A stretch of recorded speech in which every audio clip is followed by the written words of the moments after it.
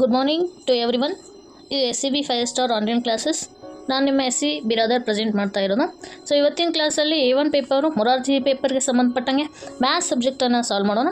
So without delay maths ಪ್ರಾಬ್ಲಮ್ಸನ್ನು solve ಮಾಡೋಣ ಬನ್ನಿ. ಸೊ 41 ಕ್ವಶನ್ ಕಂಟಿನ್ಯೂ ಆಗ್ತಾ ಇದೆ. ಈ ಕೆಳಗಿನ ಸಂಖ್ಯೆಗಳನ್ನು ಇಳಿಕೆ ಕ್ರಮದಲ್ಲಿ ಬರೆಯಿರಿ ಅಂತ ಕೇಳಿದ್ದಾರೆ. ಇಳಿಕೆ ಕ್ರಮ ಅಂದರೆ ಏನು? ಡಿಸೆಂಡಿಂಗ್ ಆರ್ಡರ್ ಅಂದರೆ ಏನಂದರೆ ಸಂಖ್ಯೆಗಳನ್ನು ದೊಡ್ಡ ಸಂಖ್ಯೆಯಿಂದ ಚಿಕ್ಕ ಸಂಖ್ಯೆಯಲ್ಲಿ ಬರೆಯುವಂತಹ ಕ್ರಮ, ಇದಕ್ಕೆ ನಾವು ಇಳಿಕೆ ಕ್ರಮ ಅಂತ ಕರಿತೀವಿ. ಹಾಗಾದರೆ ಕೊಟ್ಟಿರುವ ಸಂಖ್ಯೆಯಲ್ಲಿ ಯಾವುದು ದೊಡ್ಡದು? 35,694, 35,499, 35,981, 35,612. ಸೊ ಮೊದಲಿಗೆ ಬರೋದು 35,991. ಸೊ ಯಾಕಂದರೆ ಇದೇ ಏನಾಗಿದೆ, ದೊಡ್ಡ ಸಂಖ್ಯೆ ಆಗಿದೆ. ಸೊ ಮೊದಲಿಗೆ ಬರೋದು ಇದು. ಸೊ ನೆಕ್ಸ್ಟ್ ಬರೋದು 35,694. ನೆಕ್ಸ್ಟ್ ಈ ಸಂಖ್ಯೆ ಬರುತ್ತೆ. ನೆಕ್ಸ್ಟ್ ಅದರ ನಂತರ ಬರೋದು 612. ನೋಡೋದಾ, 35,612. ನೆಕ್ಸ್ಟ್ ಲಾಸ್ಟಿಗೆ ಬರೋದು 35,499. ಹಾಗಾದರೆ ಯಾವುದಾಗುತ್ತೆ option? Option A is the right answer. Next ನೋಡ್ರಿ, 42ನೇ ಪ್ರಶ್ನೆ ನೋಡ್ರಿ, ಏನಿದೆ? ಒಂದು ಮನೆಯಲ್ಲಿ 3 ಜನ ಸಹೋದರರ ತಿಂಗಳ ಆದಾಯ ಕ್ರಮವಾಗಿ 24,186, 20,498, 23,085 ರೂಪಾಯಿ ಆದರೆ 3 ಜನ ಸಹೋದರರ ಒಟ್ಟು ಆದಾಯ ಎಷ್ಟು? ಹಾಗಾದರೆ ನಾವಿಲ್ಲಿ ಏನು ಮಾಡಬೇಕು? ಇಂಟು ಕೊಟ್ಟಿದ್ದಾರಲ್ವ ಒಟ್ಟು ಅಂತ. ಸೊ ಒಟ್ಟು ಅಂದರೆ ಆ 3 ಜನದ ಸಹೋದರರ ಒಂದು ಆದಾಯ ಏನು, ತಿಂಗಳದ ಒಂದು ಸ್ಯಾಲ್ರಿ ಇದಲ್ಲ, ಅದನ್ನು ನಾವು ಕೂಡಿಸ್ಬೇಕು. ಒಟ್ಟು ಅಂದರೆ ಕೂಡಿಸುವುದು ಅಂತ ಅರ್ಥ. ಹಾಗಾದರೆ ಕೂಡಿಸೋಣ ಬನ್ನಿ. ಎಸ್, 24,186, 20,498, 23,085 ಈ ಥರ ಬರ್ಕೊಂಡಿದ್ದೆ ನಾನು. ಇವಾಗ ಕೂಡಿಸೋಣ ಬನ್ನಿ. ಹೌದಾ? 6 8 14, 14 5 19, 8 9 17, 17 9 26, 1 4 5 5 2 7, 4 3 7, ನೆಕ್ಸ್ಟ್ 6, 67,769. ಹಾಗಾದರೆ ನೋಡ್ರಿ, ಸರಿಯಾದ ಉತ್ತರ ಬಿ ಆಗಿದೆ, 67,769. ಹೌದಾ? ನೆಕ್ಸ್ಟ್ ಕ್ವಶನ್ ನೋಡ್ರಿ, 43ನೇ ಪ್ರಶ್ನೆ. ಒಂದು ತಾಲೂಕಿನ 18 ವರ್ಷದೊಳಗಿನ ಬಾಲಕ ಮತ್ತು ಬಾಲಕಿಯರ ಒಟ್ಟು ಸಂಖ್ಯೆ 87,505. ಅಂದರೆ ಬಾಲಕರು ಬಂತು, ಬಾಲಕಿಯರು ಬಂತು, ಅಷ್ಟ್ರದ್ದು ಇಬ್ಬರದು ಕೂಡ ಬಂತು. ಅಷ್ಟು ಎಷ್ಟದಾರ? 87,505 ಮಂದಿ ಅದಾರ. ಸೊ ಅದರಲ್ಲಿ 41,416 ಮಂದಿ ಬಾಲಕಿಯರಾದರೆ ಸೊ ಬಾಲಕರ ಸಂಖ್ಯೆ ಎಷ್ಟು ಅಂತ ಕೇಳಿದ್ದಾರೆ. ಹೆಂಗೆ ಬರ್ಕೊಳ್ಳೋಣ ಇದನ್ನು? ಮೊದಲಿಗೆ ಈ ಥರ, ಒಟ್ಟು ಎಷ್ಟು ಮಂದಿ ಇದಾರ? 87,505 ಮಂದಿ ಅದಾರ. ಅದರಲ್ಲಿ ಬಾಲಕಿಯರು ಎಷ್ಟದಾರ? 41,416 ಅದಾರ. ಬಾಲಕರದ ಅಂತ ಕೇಳಿದಾಗ ಒಟ್ಟು ಸಂಖ್ಯೆಯಲ್ಲಿ ಬಾಲಕಿಯರ ಸಂಖ್ಯೆ ಕಳೆದ್ರೆ ಬಾಲಕರ ಸಂಖ್ಯೆ ಬರ್ತದ. ಹೀಗಾಗಿ ಇದನ್ನು ಏನು ಮಾಡಬೇಕು? ನಾವು ಕಳೆಯಬೇಕು. ಹೌದಾ? 15ರಾಗ 6 ಕಳೆದ್ರೆ 9. ಹೌದಾ? ನೆಕ್ಸ್ಟ್ 10ರಾಗ 2 ಕಳೆದ್ರೆ 8. ನೆಕ್ಸ್ಟ್ 5ರಾಗ 5 ಕಳೆದ್ರೆ 0. ಹೌದಾ? 7ರಾಗ 1 ಕಳೆದ್ರೆ 6. ನೆಕ್ಸ್ಟ್ 8ರ 4 ಕಳೆದ್ರೆ 4. ಹಾಗಾದರೆ 46,089 ಆನ್ಸರ್ ಬಂತು. D is the right answer ಅಂತ ಹೇಳ್ಬೋದು. ಸೊ ನೆಕ್ಸ್ಟ್ ಪ್ರಶ್ನೆ ನೋಡ್ರಿ, 44ನೇ ಪ್ರಶ್ನೆ ಏನೈತಿ? ಚಿತ್ರದಲ್ಲಿನ ಗಡಿಯಾರದ ಮುಳ್ಳುಗಳ ನಡುವೆ ಉಂಟಾಗಿರುವ ಕೋನ ವಿಧ ತಿಳಿಸಿರಿ. ಸೊ ಇಲ್ಲಿ ಕ್ಲಾಕ್ ಅಂತ ಇದೆಯಾ, ಗಡಿಯಾರ. ಸೊ ಈ ಥರ ಕೋನ ಉಂಟಾಗಿದೆ. ಹಾಗಾದರೆ ಇದು ಯಾವ ಕೋನ? ಹಾಗಾದರೆ ಕೋನಗಳಲ್ಲಿ ಎಷ್ಟು ವಿಧಗಳು ಅದಾವು, ಅವುಗಳು ಹೇಗಿರ್ತಾವೆ ಅನ್ನೋದನ್ನು ಒಂದು ಸ್ವಲ್ಪ ತಿಳ್ಕೊಂಬರೋಣ ಬನ್ನಿ. ಎಸ್, ಸೊ ಇದು ಏನು ಕಾಣ್ತಾ ಇದೆ ಇಲ್ಲ, ಇದಕ್ಕೆ ನಾವು ಲಘು ಕೋನ ಅಂತ ಕರಿತೀವಿ. ಏನಂತ ಕರಿತೀವಿ? ಲಘು ಕೋನ. 0 ಡಿಗ್ರಿಗಿಂತ ಹೆಚ್ಚು, 90 ಡಿಗ್ರಿಗಿಂತ ಏನಿರ್ತೈತಿ? ಕಡಿಮೆ ಇರ್ತದೆ. ಸೊ ಇದಕ್ಕೆ ನಾವು ಲಘು ಕೋನ ಅಂತ ಕರಿತೀವಿ. ನೆಕ್ಸ್ಟ್ ಇಲ್ಲಿ ಕಾಣ್ತಾ ಇರೋದು ಲಂಬಕೋನ. ಇದು ಎಕ್ಸಾಕ್ಟಾಗಿ ಎಷ್ಟಿರುತ್ತಪ್ಪ ಅಂದ್ರೆ 90 ಡಿಗ್ರಿ ಆಗಿರ್ತದೆ. ಇದಕ್ಕೆ ಲಂಬಕೋನ ಅಂತ ಕರಿತೀವಿ.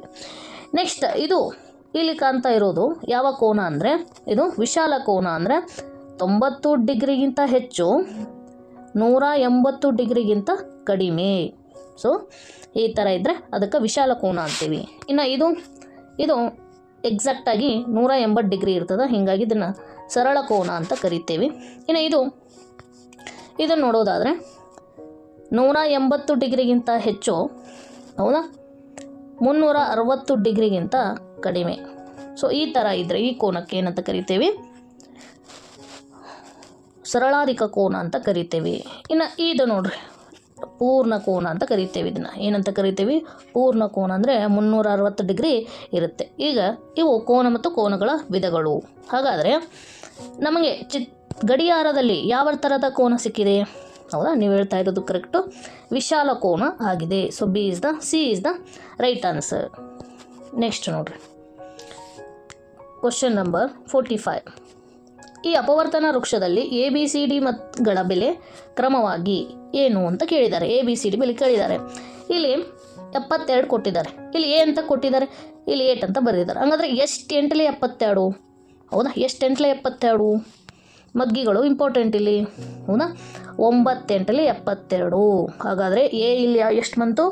9 ಬಂತು. A ಉತ್ತರ ಏನಿಲ್ಲಿ? 9. ನೆಕ್ಸ್ಟ್ ಇಲ್ಲಿ B ಕೊಟ್ಟಿದ್ದಾರೆ, ಕೇಳಿದ್ದಾರೆ, ಇಲ್ಲಿ 3 ಅಂತ ಹೇಳಿದ್ದಾರೆ. ಹಾಗಾದರೆ ಎಷ್ಟು 3ಲೆ 9? ಎಸ್, 3 9. ಹಾಗಾದರೆ B ಏನಿಲ್ಲಿ? 3. ನೆಕ್ಸ್ಟ್ ಇಲ್ಲಿ ನೋಡಿದಾಗ 8 ಕೊಟ್ಟಿದ್ದಾರೆ, ಇಲ್ಲಿ 2 ಕೊಟ್ಟಿದ್ದಾರೆ. ಹೌದಾ, 2 ಎಷ್ಟಲೇ 8? ಹಾಗಾದರೆ C ಫೈಂಡ್ ಔಟ್ ಆಯಿತಾ? ಇಲ್ಲಿ 2 4 8. C ಎಷ್ಟು? 4. ಇಲ್ಲಿ ನೆಕ್ಸ್ಟ್ D ಕೇಳಿದ್ದಾರೆ. ಹೌದಾ, D ಕೇಳಿದ್ದಾರೆ, ಎಷ್ಟು 2ಲೆ 4? ಹೌದಾ, ಎಷ್ಟು 2ಲೆ 4? ಆನ್ಸರ್ ಏನು? 2 2ಲೆ 4. ಹಾಗಾದರೆ D ಏನಾಗುತ್ತೆ? ಇಲ್ಲಿ 2 ಆಗುತ್ತೆ. ಹಾಗಾದರೆ ಇಲ್ಲಿ A 9 ಬಂತು. ಹೌದಾ, B 3 ಬಂತು. ಹೌದಾ, C 4 ಬಂತು, D 2 ಬಂತು. ಹಾಗಾದರೆ ABCD ಅವರು ಕ್ರಮವಾಗಿ ಕೇಳಿರುವುದರಿಂದ 9 3 4 2 ಎಲ್ಲಿದೆ option? C is the right answer ಅಂತ ಹೇಳ್ಬೋದು. ಸೊ ನೆಕ್ಸ್ಟ್ ಪ್ರಶ್ನೆ ಬಂದುಬಿಟ್ಟು 46ನೇ ಪ್ರಶ್ನೆ ನೋಡ್ರಿ, ಏನಿದೆ? ಒಂದು ಗೋಡೆಯ ಎತ್ತರ 3.4 ಮೀಟರ್ ಇದೆ. ಅದನ್ನು ಹತ್ತಲು ನಿಂತಿರುವ ಬಾಲಕನ ಎತ್ತರ 1.65 ಮೀಟರ್ ಐತಿ. ಹಾಗಾದರೆ ಗೋಡೆ ಬಾಲಕನಿಗಿಂತ ಎಷ್ಟು ಎತ್ತರವಿದೆ ಅಂತ ಹೇಳಿದ್ದಾರೆ. ನೋಡ್ರಿ, ಇಲ್ಲಿ ಚಿತ್ರ ಸಮೇತ ನೋಡೋಣ. ಇದು ಗೋಡೆ. ಹೌದಾ, ಈ ಗೋಡೆ ಎತ್ತರ ಎಷ್ಟೈತಿ? 3.4 ಮೀಟರ್ ಐತಿ. ಇದನ್ನು ಹತ್ತಾಕಿ ಇಲ್ಲಿ ಬಾಲಕ ನಿಂತಾನ. ಹೌದಾ, ಇಲ್ಲಿ ಬಾಲಕ ನಿಂತಾನ. ಇವಂದು ಎತ್ತರ ಎಷ್ಟೈತಿ? 1.65 ಮೀಟರ್ ಐತಿ. ಹಾಗಾದ್ರೆ ಇನ್ನೂ ಎಷ್ಟು ಏರ್ಬೇಕಲ್ಲ ಇವ? ಇದ್ರದ್ದು ಎತ್ತರ ಕೇಳಕತ್ತಾರೆ ಇವರು. ಹಾಗಾದ್ರೆ ನೋಡ್ರಿ, 3.4ರಲ್ಲಿ ಎಷ್ಟನ್ನು ಕಳಿಬೇಕು? 1.65 ಕಳಿಬೇಕು. ಬಾಲಕನ ಎತ್ತರ ಕಳಿಬೇಕು. ಹಾಗಾದರೆ ಆನ್ಸರ್ ಎಷ್ಟು ಸಿಗುತ್ತೆ ನೋಡ್ರಿ? 10 5 ಕಳೆದ್ರೆ 5, 14 7 ಕಳೆದ್ರೆ 7, 3 2 ಕಳೆದ್ರೆ 1, 1.75 ಮೀಟರ್ ಅವನು ಹತ್ತಬೇಕಾಗುತ್ತೆ. ಹಾಗಾದರೆ ಸರಿಯಾದ ಉತ್ತರ ಇಲ್ಲಿ A ಆಗಿದೆ. ಸೊ ನೆಕ್ಸ್ಟ್ ನೋಡ್ರಿ, ನೆಕ್ಸ್ಟ್ ಪ್ರಶ್ನೆ 47ನೇ ಪ್ರಶ್ನೆ. ಒಬ್ಬ ವಿದ್ಯಾರ್ಥಿಯ ವಾರ್ಷಿಕ ಪರೀಕ್ಷೆಯಲ್ಲಿ ಗಳಿಸಿದ ಅಂಕಗಳನ್ನು ಸ್ತಂಭ ನಕ್ಷೆಯಲ್ಲಿ ತೋರಿಸಿದ ಇದರಲ್ಲಿ ಯಾವ ವಿಷಯಗಳಲ್ಲಿ ಅತಿ ಹೆಚ್ಚು ಅಂಕಗಳನ್ನು ಗಳಿಸಿದ್ದಾನೆ? ಸೊ ಇಲ್ಲಿ ವಿಷಯಗಳನ್ನು ಕೊಟ್ಟಿದ್ದಾರೆ ಎಕ್ಸ್ ಎಕ್ಸಸ್ಸಲ್ಲಿ, ಇಲ್ಲಿ ವೈ ಎಕ್ಸಸ್ ಅಂತ ಕರಿತೇವೆ ಇದನ್ನು. ಇದರಲ್ಲಿ ಮಾರ್ಕ್ಸ್ ಎಷ್ಟೆಷ್ಟು ಮಾರ್ಕ್ಸ್ ಗಳಿಸಿದ್ದಾರೆ ಅಂತ ಕೊಟ್ಟಿದ್ದಾರೆ. ಸೊ ಪ್ರತಿಯೊಂದು ವಿಷಯಕ್ಕೂ ನೋಡಿರಿ ಹೆಂಗೆ ತೊಗೊಂಡಿದ್ದಾರೆ. ಇಲ್ಲಿ ಕನ್ನಡ ಇದನ್ನು ಏನು ಮಾಡ್ತೇವೆ ನಾವು? ಇದನ್ನು ಗೆರೆ ಎಳೆದು ನೋಡಿದಾಗ 80 ಮಾರ್ಕ್ಸ್ ತೊಗೊಂಡಿದ್ದಾನೆ. ಯಾವ ಸಬ್ಜೆಕ್ಟಿಗೆ? ಕನ್ನಡ ಸಬ್ಜೆಕ್ಟಿಗೆ 80 ಮಾರ್ಕ್ಸ್. ಸೊ ಕನ್ನಡ ಸಬ್ಜೆಕ್ಟಿಗೆ 80 ಮಾರ್ಕ್ಸನ್ನು ತಗೊಂಡಿದ್ದಾನೆ.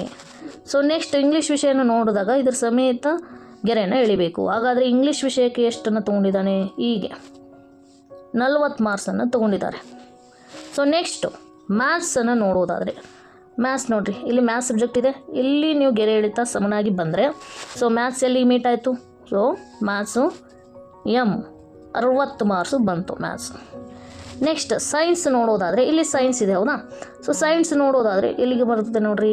50ಗೆ ಬಂದು ಮೀಟ್ ಆಯಿತು. ಹಾಗಾದರೆ ಸೈನ್ಸ್ ಇದು 50 ಮಾರ್ಕ್ಸು ಬಂದಿದೆ ಸೈನ್ಸು. ನೆಕ್ಸ್ಟ್ ಇನ್ನು ಸೋಷಿಯಲ್ ಸೈನ್ಸು ನೋಡಿರಿ, ಸೋಷಿಯಲ್ ಸೈನ್ಸ್ ಇಲ್ಲಿದೆ ಅಲ್ವಾ? ಇದು ಎಲ್ಲಿಗೆ ಬಂದಿದೆ ನೋಡಿರಿ? ಸೋಷಿಯಲ್ ಸೈನ್ಸು 45ಕ್ಕೆ ಬಂದಿದೆ ನೋಡಿರಿ. ಸೋಷಿಯಲ್ ಸೈನ್ಸು 40 ಮತ್ತು 50 ಮಧ್ಯದಲ್ಲಿ ಬಂದಿರೋದ್ರಿಂದ ಸೊ ಎಸ್ ಎಷ್ಟು ಬಂದಿದೆ? 45 ಮಾರ್ಕ್ಸು ಬಂದಿದೆ. ಸೊ ನೆಕ್ಸ್ಟ್ ಹಿಂದಿ ನೋಡಿರಿ,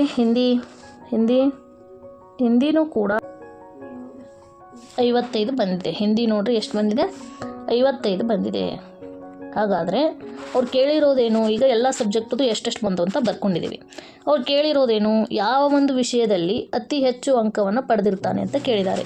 ಸೊ ಅಂಕಗಳನ್ನು ನೋಡಿದಾಗ ಕನ್ನಡ ವಿಷಯದಲ್ಲಿ ಏನಾಗ್ತಾ ಇದೆ, ಹೆಚ್ಚು ಅಂಕಗಳನ್ನು ಪಡೆದಿದ್ದಾನೆ ಅಂತ ಕಂಡು ಬರ್ತಾ ಇದೆ. ಹಾಗಾದರೆ ಸರಿಯಾದ ಉತ್ತರ ಇಲ್ಲಿ ಯಾವುದು? A is the right answer. So next ನೋಡ್ರಿ, ಒಬ್ಬ ರೈತನು ತನ್ನ ಜಮೀನಿನಲ್ಲಿ 56 ಕ್ವಿಂಟಾಲ್ ಜೋಳ ಬೆಳೆದಾನ. ಪ್ರತಿ ಕ್ವಿಂಟಾಲ್ ಜೋಳಕ್ಕೆ 1825 ರೂಪಾಯಿ ಆದ್ರೆ ಜೋಳವನ್ನು ಮಾರುವುದರಲ್ಲಿ ದೊರೆಯುವಂಥ ಒಟ್ಟು ಹಣ ಎಷ್ಟು ಅಂತ ಕೇಳ್ಯಾರ. ಒಬ್ಬ ರೈತ ಏನು ಮಾಡ್ಯಾನ, ಅವನ ಹೊಲದಲ್ಲಿ 56 ಕ್ವಿಂಟೋಲ ಜೋಳ ಬೆಳೆದ. ನಮಗೆ ಏನೈತಿ, 1 ಕ್ವಿಂಟೋಲ್ ಬೆಲೆ ಎಷ್ಟು ಅಂತ ಕೊಟ್ಟಾರ ಅವರು, 1825 ರೂಪಾಯಿ ಅಂತ ಕೊಟ್ಟಾರ. ಹಾಗಾದ್ರೆ ಬೆಳೆದಿದ್ದು 56 ಕ್ವಿಂಟೋಲ, 56 ಕ್ವಿಂಟೋಲಿಗೆ ಎಷ್ಟು ಆಗುತ್ತೆ ಅನ್ನೋದು ಪ್ರಶ್ನೆ. ಹಾಗಾದರೆ ನಾವು ಏನು ಮಾಡಬೇಕು, ಇಲ್ಲಿ ಕ್ರಾಸ್ ಮಲ್ಟಿಪ್ಲಿಕೇಶನ್ ಮಾಡಬೇಕು, ಓರೇ ಗುಣಾಕಾರ ಹಿಂಗೆ. ಹೌದಾ? ಈಗ 56 ಇಂಟು 1825 ಮಾಡಿದರೆ ಕ್ವಶನ್ ಮಾರ್ಕ್ ಆನ್ಸರ್ ಸಿಗುತ್ತೆ ನಮಗೆ. ಎಷ್ಟು ಬರುತ್ತೆ ಆನ್ಸರು ನೋಡಿರಿ. ಸೊ ಎಷ್ಟು ಬರುತ್ತೆ ಅಂದರೆ 1,02,200 ರೂಪಾಯಿ ಬರುತ್ತೆ. ಹಾಗಾದರೆ 56 ಕ್ವಿಂಟೋಲ್ ಜೋಳದ ಬೆಲೆ 1,02,200 ರೂಪಾಯಿ ಹೊಡಿತಾನ, ಚಾನ್ಸ್ ಹೊಡಿತಾನ. ಹೀಗಾಗಿ B is the right answer. Next ನೋಡ್ರಿ, ಪ್ರಶ್ನೆ 49. ಈ ಚಿತ್ರದಲ್ಲಿ ಶೇಡ್ ಮಾಡಿರುವ ಅಂದರೆ ಬಣ್ಣ ತುಂಬಿದಂತಹ ಭಾಗಗಳಿಗೆ ಸರಿ ಹೊಂದುವ ಸಮಾನ ಭಿನ್ನರಾಶಿಯನ್ನು ಕೇಳಿದ್ದಾರೆ. ಸೊ ಭಿನ್ನರಾಶಿ ಅಂದ್ರೇನು? ಭಿನ್ನರಾಶಿ ಅಂದರೆ ಅಂಶ ಮತ್ತು ಛೇದದ ಒಂದು ಏನು ರೂಪ.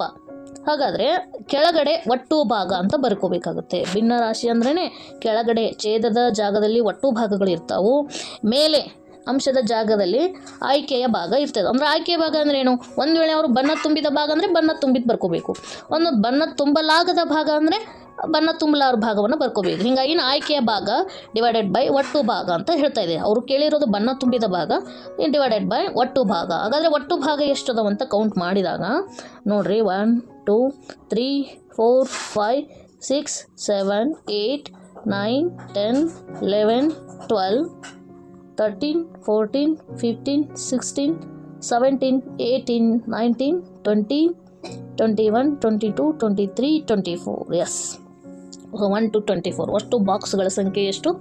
24. ಹಾಗಾದರೆ ಒಟ್ಟು ಭಾಗ ಅಂತ ಬರೆದಾಗ ನಾನು ಏನು ಬರಿತೀನಿ ಇಲ್ಲಿ? 24 ಅಂತ ಬರಿತೀನಿ. ಅವ್ರು ಕೇಳಿರೋದು ಬಣ್ಣ ತುಂಬಿದ ಭಾಗ ಭಿನ್ನರಾಶಿ ಬರೆಯಿದ್ದಾರೆ.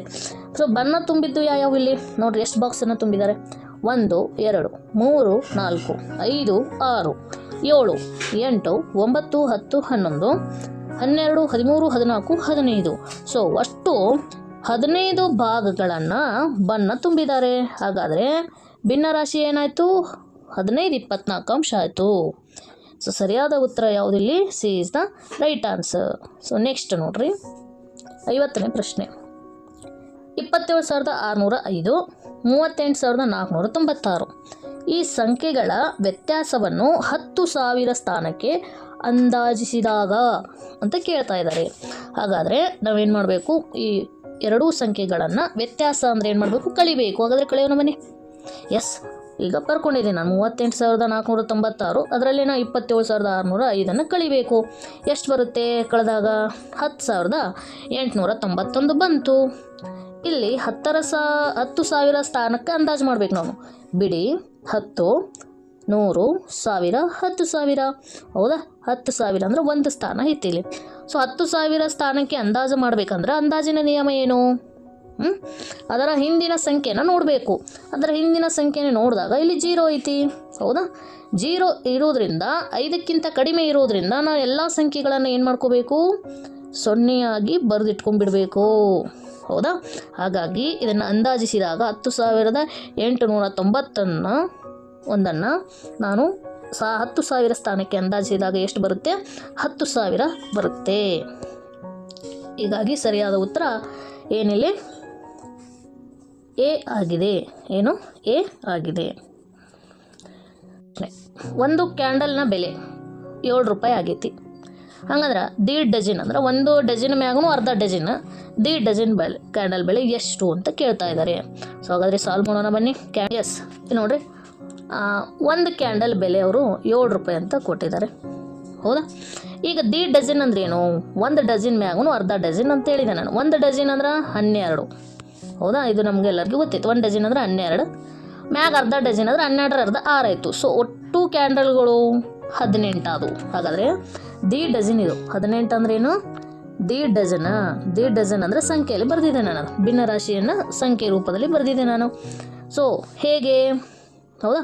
18 ಕ್ಯಾಂಡಲ್ಗಳ ಬೆಲೆ ಎಷ್ಟಾಗುತ್ತೆ ಅಂತ ಕೇಳಿದ್ದಾರೆ. ಇದನ್ನು ನಾನು ಏನು ಮಾಡಬೇಕೀಗ? ಓರೇ ಗುಣಾಕಾರ, ಕ್ರಾಸ್ ಮಲ್ಟಿಪ್ಲಿಕೇಶನ್ ಮಾಡಬೇಕು. 18 × 7, 1 × ಎ ಅಂದ್ರೆ 18 ಕ್ಯಾಂಡಲ್ಗಳ ಬೆಲೆ.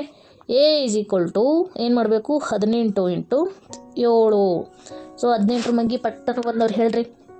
7 × 8 56, 7 1 7, 7 5 12. ಸೊ 18 126. ಹಾಗಾದ್ರೆ 18 ಕ್ಯಾಂಡಲ್ಗಳ ಬೆಲೆ ಎಷ್ಟಾಯಿತು? 126 ಆಯಿತು. ಸೊ ಸರಿಯಾದ ಉತ್ತರ ಯಾವುದಿಲ್ಲಿ? ಡಿ ಆಗಿದೆ. ಪ್ರಶ್ನೆ ನೋಡ್ರಿ. ಒಂದು ವಿಧಾನಸಭಾ ಮತಕ್ಷೇತ್ರದಲ್ಲಿ 85,495 ಮಂದಿ ಮತದಾರರು ಇದ್ದಾರೆ. ಅದರಲ್ಲಿ 38,427 ಮಂದಿ ಪುರುಷರಾದ್ರೆ 36,688 ಮಂದಿ ಮಹಿಳೆಯರು ಮತ ಚಲಾಯಿಸ್ತಾರೆ. ಹಾಗಾದರೆ ಮತ ಚಲಾಯಿಸದವರ ಸಂಖ್ಯೆ ಕಂಡುಹಿಡಿಯಿರಿ ಅಂತ ಕೇಳಿದ್ದಾರೆ. ಸೊ ನೋಡ್ರಿ, ಹಾಗಾದರೆ ಬನ್ನಿ 52 ಕ್ವಶನನ್ನು ಸಾಲ್ವ್ ಮಾಡೋಣ. ಸೊ ಏನಿದೆ ನೋಡ್ರಿ. ಸೊ 85,495 ಮತದಾರರಿದ್ದಾರೆ. ಸೊ ಅದರಲ್ಲಿ ಏನಾಗಿದೆ? ಪುರುಷರು ಎಷ್ಟಿದ್ದಾರೆ ಅಂದರೆ 38,427 ಮಂದಿ ಪುರುಷರಿದ್ದಾರೆ ಮತ್ತು ಮಹಿಳೆಯರು 36,688. 36,688 ಮಂದಿ ಮಹಿಳೆಯರಿದ್ದಾರೆ. ಇವರು ಏನು ಮಾಡ್ಯಾರ? ಮತ ಚಲಾಯಿಸಿದಾರೆ. ಅಂದ್ರೆ ಇಷ್ಟು ಏನು ಕಾಣಿಸ್ತಾ ಇದೆಯಲ್ಲ, ಪುರುಷರು ಮತ್ತು ಮಹಿಳೆಯರು ಇಷ್ಟು ಕೂಡಿ ಮತ ಚಲಾಯಿಸಿದಾರೆ. ಆದರೆ ಎಷ್ಟು ಮಂದಿ ಚಲಾಯಿಸಿದ್ರು ಅಂದಂಗಾಯ್ತು?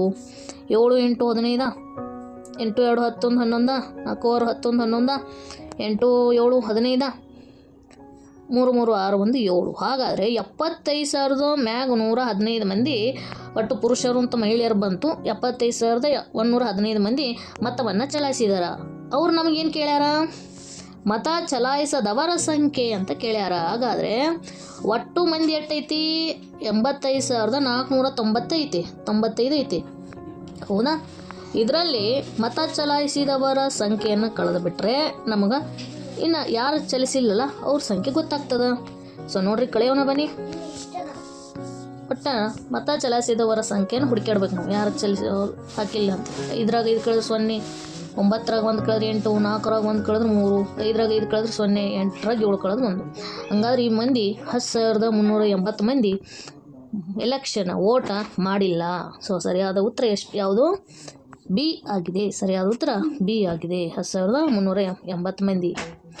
ನೆಕ್ಸ್ಟ್ ನೋಡ್ರಿ ಪ್ರಶ್ನೆ 53ನೇ ಪ್ರಶ್ನೆ. ಒಂದು ಆಯತಾಕಾರದ ಕೊಠಡಿಯ ಉದ್ದ 21 ಮೀಟರ್ ಐತಿ ಮತ್ತು ಅಗಲ 18 ಮೀಟರ್ ಐತಿ. ಆದರೆ ಆ ಕೊಠಡಿಯ ನೆಲಕ್ಕೆ ಬಣ್ಣ ಹಚ್ಚಲು 1 ಚದರ ಕಿಲೋಮೀಟರ್ 24 ರೂಪಾಯಿಗಳಾದರೆ ತಗಲುವ ವೆಚ್ಚ ಎಷ್ಟು?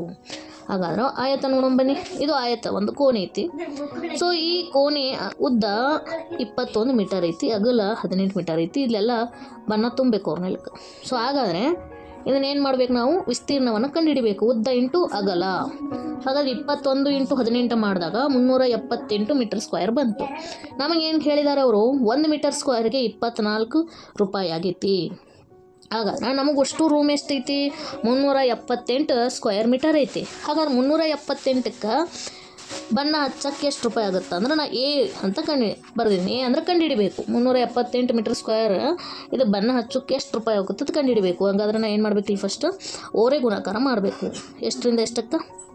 378ಕ್ಕೆ ಇಂಟು 24ಕ್ಕೆ ಇಸ್ ಈಕ್ವಲ್ ಟು 1 × ಎ ಅಂದರೆ ಎ ಅಂತ ಅರ್ಥ. ಎ ಅನ್ನು ಕಂಡುಹಿಡಿತಾ ಇದ್ದೀವಿ. ಹಾಗಾದರೆ 328ಕ್ಕೆ 24ರಲ್ಲಿ ಗುಣಿಸಿದ್ರೆ ಸೊ ಎಷ್ಟು ಬಂತು ಆನ್ಸರು? 9,072 ಬಂತಾ?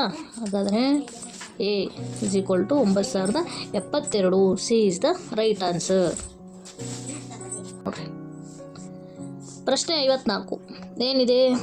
ಸ್ಫೂರ್ತಿ ಒಂದು ವರ್ಷದಲ್ಲಿ ಗಳಿಸಿದ ಹಣ ರೂಪಾಯಿ 96,432 ರೂಪಾಯಿ ಆದ್ರೆ ಸ್ಫೂರ್ತಿ ಒಂದು ತಿಂಗಳಲ್ಲಿ ಗಳಿಸಿದ ಹಣ ಎಷ್ಟು ಅಂತ ಹೇಳ್ತಾ ಇದ್ದಾರೆ. ಒಂದು ವರ್ಷಕ್ಕೆ 96,432 ರೂಪಾಯಿ ಗಳಿಸ್ತಾಳೆ. ಒಂದೊಂದು ತಿಂಗಳಿಗೆ ಎಷ್ಟು ಗಳಿಸಿದಂಗಾಯ್ತು ಅಂತ ಪ್ರಶ್ನೆ. ಎಷ್ಟು ಸಿಂಪಲ್. ಸೊ ಒಂದು ವರ್ಷ ಅಂದರೆ ನಮ್ಗೇನು ಗೊತ್ತಿರಬೇಕು, 12 ತಿಂಗಳಂತ ಬೇಸಿಕ್ ನಾಲೆಜ್ ಗೊತ್ತಿರಬೇಕು. 12 ತಿಂಗಳಿಗೆ 96,432 ಆದರೆ ಒಂದು ತಿಂಗಳಿಗೆ ಎಷ್ಟು, ಅದು ಎಷ್ಟು ಅನ್ನೋದನ್ನು ನಾನು ಎಕ್ಸ್ ಅಂತ ಬರ್ಕೊಂಡಿದ್ದೀನಿ. ಇವಾಗ ನಾವೇನು ಮಾಡ್ಬೇಕು ಹೇಳ್ರಿ, ಎಸ್ ಕ್ರಾಸ್ ಮಲ್ಟಿಪ್ಲಿಕೇಶನ್ನ ಮಾಡಬೇಕು. ಸೊ 12 ಇಂಟು ಎಕ್ಸ್ ಅಂತ ಬರ್ಕೊಂಡ್ರೆ ಈಸ್ ಈಕ್ವಲ್ ಟು 96,432 ಇಂಟು 1 ಅಂದರೆ 96,432 ಬಂತು.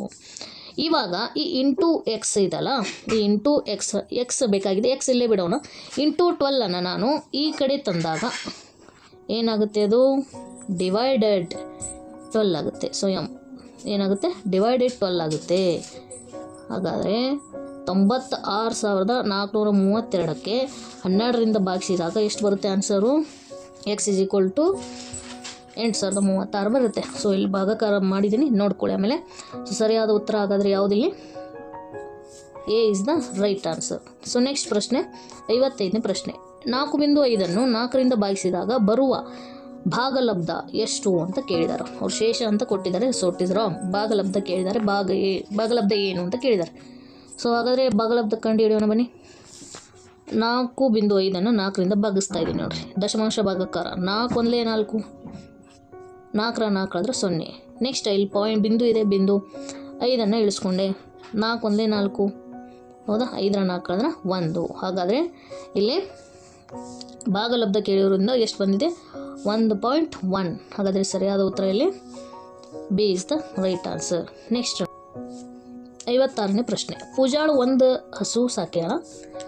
ಅದು ಒಂದು ದಿನಕ್ಕೆ 15 ಲೀಟ್ರ್ ಹಾಲು ಕೊಡ್ತದೆ. 1 ಲೀಟ್ರ್ ಹಾಲಿಗೆ 25 ರೂಪಾಯಿ. 15 ದಿನದಾಗ ಹಾಲಿನ ಮಾರಾಟದಿಂದ ಅವಳು ಎಷ್ಟು ಗಳಿಸ್ತಾಳ ಅನ್ನೋದು ಪ್ರಶ್ನೆ. ನೋಡಿರಿ, ಒಂದು ದಿನಕ್ಕೆ 15 ಲೀಟರ್ ಹಿಂಡ್ತದ.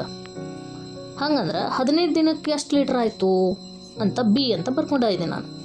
ಇವಾಗ ನಾನು ಏನು ಮಾಡ್ತಾಯಿದ್ದೀನಿ, ಇದನ್ನು ಓರೆ ಗುಣಾಕಾರ ಮಾಡ್ತಾಯಿದ್ದೀನಿ. ಒಂದು ದಿನ ಅಂದರೆ ಬಿನ ಕಂಡು ಹಿಡಿತಾ ಇದ್ದೀನಿ. ಹಾಗಾದರೆ ಬಿ ಏನಾಗುತ್ತೆ, ಓರೆ ಗುಣಾಕಾರ ಮಾಡಿದಾಗ 15 ಇಂಟು 15. ಸೊ ಎಷ್ಟು ಬಂತು, B is equal to 225 litre. ಅಂದರೆ 15 ದಿನಕ್ಕೆ 225 ಲೀಟ್ರ್ ಬಂತು. ಇನ್ನೊಂದು ಹಿಂಟ್ ಕೊಟ್ಟಿದ್ದಾರೆ, 1 ಲೀಟರ್ಗೆ 25 ರೂಪಾಯಿ ಆದರೆ, ಸೊ ಇದು ರೂ ಆಗಬೇಕು. 1 ಲೀಟರ್ಗೆ 25 ರೂಪಾಯಿ ಆದರೆ 225 ಲೀಟ್ರಿಗೆ ಎಷ್ಟು ರೂಪಾಯಿ ಆಗುತ್ತೆ, ಅದನ್ನು ಸಿ ಅಂತ ಬರೆದಿದ್ದೀನಿ. ಮತ್ತೆ ಇದನ್ನೇನು ಮಾಡಬೇಕು, ಓರೆ ಗುಣಾಕಾರ ಮಾಡಬೇಕು. So C is equal to 225 into 25 ಮಾಡಿದಾಗ ಎಷ್ಟು ಬರುತ್ತೆ ಆನ್ಸರು ನೋಡಿರಿ. ಮಾಡಿದಾಗ ಎಷ್ಟು ಬರುತ್ತೆ ಅಂದರೆ 5,625 ಬರುತ್ತೆ. ಇಷ್ಟು ಆನ್ಸರ್ ಬರುತ್ತೆ. ಸೊ ಹಾಗಾದರೆ ಯಾವುದಿಲ್ಲಿ ಉತ್ತರ, C is the right answer. Next ಪ್ರಶ್ನೆ ನೋಡಿರಿ, 57ನೇ ಪ್ರಶ್ನೆ ನೋಡಿರಿ. ಸೊ 5 ಎಂಟಾಂಶದ ದಶಮಾಂಶ ರೂಪ ಎಷ್ಟು ಅಂತ ಕೇಳ್ತಾ ಇದ್ದಾರೆ. 5 ಎಂಟಾಂಶದ ದಶಮಾಂಶ ರೂಪ. ಹಾಗಾದರೆ ನೋಡಿರಿ, 5 ಎಂಟಾಂಶ ಅಂತ ಬರ್ಕೊಳ್ಳೋಣ. ಇದನ್ನು ನಾವು ದಶಮಾಂಶ ರೂಪ ಮಾಡೋದಾದರೆ ಛೇದದಿಂದ ಅಂಶವನ್ನು ಭಾಗಿಸ್ಬೇಕಾಗುತ್ತೆ. ಸೊ 8 0 0 ಪಾಯಿಂಟ್ ಕೊಟ್ಟು ಇಲ್ಲಿ 0 ಇಳಿಸ್ಕೋಬೇಕು. 8 6 8 48. ಸೊ 2 ಉಳಿತೈತೆ. ನೆಕ್ಸ್ಟ್ ಪಾಯಿಂಟನ್ನು ಕೊಟ್ಟಿರೋದ್ರಿಂದ ಮತ್ತೊಂದು 0 ಇಳಿಸ್ಕೋಬೋದು. 8 16, 20 16 ಕಳೆದ್ರೆ 4. So next 0 ಇಳಿಸ್ಕೊಂಡು 8 40. ಹಾಗಾದರೆ ಏನು ಬಂತು ಇಲ್ಲಿ ಆನ್ಸರು, 0.625. ಹಾಗಾದರೆ ಅದರ ದಶಮಾಂಶ ರೂಪ ಏನಾಗುತ್ತೆ, 5 ಎಂಟಾಂಶದ ದಶಮಾಂಶ ರೂಪ 0.625. ಹೀಗಾಗಿ B is the right answer. Next ನೋಡಿರಿ ಪ್ರಶ್ನೆ, ಎಸ್ 58ನೇ ಪ್ರಶ್ನೆ. ಒಂದು ಹಾಲಿನ ಕ್ಯಾನಿನಲ್ಲಿ 21 ಲೀಟ್ರನ್ನು ಮ್ಯಾಗ್ 750 ಮಿಲಿ ಲೀಟ್ರ್ ಹಾಲೈತಿ. ಅದರಲ್ಲಿ 18 ಲೀಟರ್ 700 ಮಿಲಿ ಲೀಟರ್ ಹಾಲನ್ನು ಮಾರಾಟ ಮಾಡ್ಯಾರ. ಉಳಿದ ಹಾಲು ಎಷ್ಟು ಅಂತ ಕೇಳಿದ್ದಾರೆ. ಉಳಿದ ಅಂತ ಕೊಟ್ಟರೆ ನಾವೇನು ಮಾಡಬೇಕಿಲ್ಲಿ, ಕಳಿಬೇಕಾಗುತ್ತೆ. ಸೊ ನೋಡಿರಿ, ಕಳೆಯೋಣ ಬನ್ನಿ. ಎಸ್, ಇದು 21 ಲೀಟರನ್ನು ಮ್ಯಾಗ 750 ಮಿಲಿ ಲೀಟ್ರ್ ಹಾಲಿರುವ ಕ್ಯಾನು. ಇದರಲ್ಲಿ 18 ಲೀಟ್ರನ್ನು ಮ್ಯಾಗ 700 ಮಿಲಿ ಲೀಟ್ರ್ ಹಾಲನ್ನು ಮಾರ್ಯಾರ. ಇನ್ನು ಉಳಿದ ಅಂತ ಹಿಂಗಾಗಿ ನಾನು ಕಳೀತಾ ಇದ್ದೀನಿ. ಎಷ್ಟು ಬರುತ್ತೆ ಆನ್ಸರು, 0ಗೆ 0, 5ಕ್ಕೆ 5, ಹೌದಾ, 7ರಾಗ 7 ಕಳೆದ್ರೆ 0, 11ರಾಗ 8 ಕಳೆದ್ರೆ 3, ನೆಕ್ಸ್ಟ್ 0. 3 ಲೀಟರನ್ನು ಮ್ಯಾಗ 50 ಮಿಲಿ ಲೀಟ್ರ್ ಉಳಿತದ. ಹಾಗಾದರೆ ಸರಿಯಾದ ಉತ್ತರ ಯಾವುದಿಲ್ಲಿ? D is the right answer. D is the right answer. Next ಪ್ರಶ್ನೆ ನೋಡ್ರಿ, 59ನೇ ಪ್ರಶ್ನೆ. ಸರಣಿಯಲ್ಲಿ ಬಿಟ್ಟ ಪದ ಬರೆಯಿರಿ. ಇಲ್ಲಿ 36 ಇದೆ, ನೆಕ್ಸ್ಟ್ 30 ಇದೆ. ಹೇಗೆ? ನೆಕ್ಸ್ಟ್ 24 ಇದೆ. ಹೇಗೆ ಇದರದ್ದು ರಿಲೇಟೆಡ್ ಇದೆ ಅಂದರೆ 36ರಲ್ಲಿ ಎಷ್ಟನ್ನು ಕಳೆದ್ರೆ 30 ಬರುತ್ತೆ? 6 ಕಳೆದ್ರೆ 30 ಬರುತ್ತೆ. ನೆಕ್ಸ್ಟ್ ಇಲ್ಲಿ 30ರಲ್ಲಿ ಎಷ್ಟನ್ನು ಕಳೆದ್ರೆ 24 ಬರುತ್ತೆ? ಮತ್ತೆ 6 ಕಳೆದ್ರೆ ಬರುತ್ತೆ. ಅದೇ ಪ್ರೊಸೆಸ್ ಕಂಟಿನ್ಯೂ ಆಗ್ತಾ ಇದೆ. ಹಾಗಾದರೆ 24ರಲ್ಲಿ 6 ಕಳೆದು ನೋಡ್ರಿ ಎಷ್ಟು ಬರುತ್ತೆ? 18 ಬರುತ್ತೆ. ಹಾಗಾದರೆ ಸರಿಯಾದ ಉತ್ತರ ಇಲ್ಲಿ ಯಾವುದು? D is the right answer. So next ಕೊನೆಯ ಪ್ರಶ್ನೆ ಈ ಒಂದು ಕ್ಲಾಸಿಂದು, ಅಂದರೆ ಮ್ಯಾಥ್ಸ್ ಕ್ವಶನ್ ಪೇಪರ್ದು. ಈ ಕೆಳಗಿನಲ್ಲಿ ಚೌಕದ ಘನದ ಜಾಲಾಕೃತಿ ಕೇಳ್ತಾ ಇದ್ದಾರೆ. ಸೊ ಕ್ಯೂಬ್ ಕೇಳ್ತಾ ಇದ್ದಾರೆ. ಸೊ ಜಾಲಾಕೃತಿ ಅಂದರೆ D is the right answer ಬರುತ್ತೆ. ಸೊ ಇಲ್ಲಿ ತನಕನೂ ನನ್ನ ವಿಡಿಯೋವನ್ನು ವಾಚಿಂಗ್ ಮಾಡೋದಕ್ಕೋಸ್ಕರ ಎಲ್ಲರಿಗೂ ಧನ್ಯವಾದಗಳನ್ನು ಹೇಳ್ತಾ, ಲೈಕ್ ಆದರೆ ಲೈಕ್ ಮಾಡಿರಿ, ನಿಮ್ಮ ಫ್ರೆಂಡ್ಸ್ಗೆ ಶೇರ್ ಮಾಡಿರಿ, ಮತ್ತು ನನಗೆ ಹೆಲ್ಪ್ ಮಾಡಬೇಕಂದ್ರೆ ಸಬ್ಸ್ಕ್ರೈಬ್ ಮಾಡಿರಿ. So thank you.